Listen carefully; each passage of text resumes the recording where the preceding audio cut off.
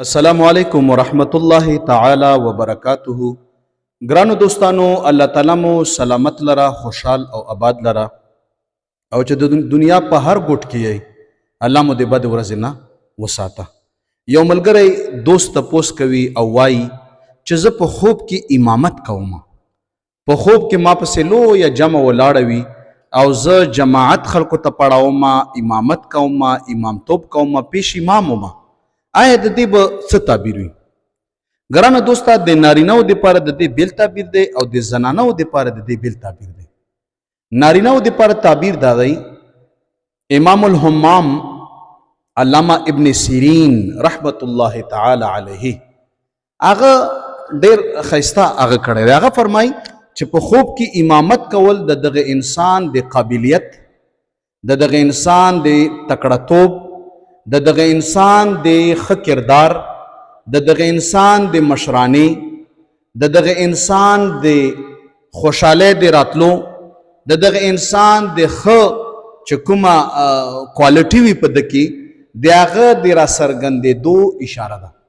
یعنې چې څوک هم په خوب کې جمع وویني چې دی د جمع امامت کوي، الله به دنه د دین کار اخلي.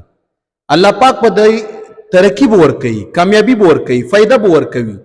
دینی هغه بندیزونه چې دته لګېدلي هغه به الله ورته کلاوي، دین کې به دی ترقي کوي، دته به مشرانه ملاویږي.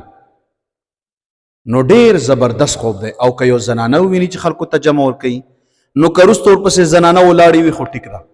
دغې زنانه د چیلنجونو د مقابلې نشانه ده چې دې ته ډېر چیلنجونه دي او الله دې له قابلیت ورکړی دی او هغه تمام چیلنجونه دا په ښې طریقې سره مطلب د هغې مقابله کوي. خو که وروستو د دې پسې نارینه ولاړو، دا بیا خطرناکه خبره وه. دا د دغې زنانه پسې داسې سړي دي ورپسې یا داسې خلکو له دا مشوره ورکوي که هغه د خاوند په شکل کې وي یا د بچو په شکل کې چې هغه غلط طرف ته روان کړي وي.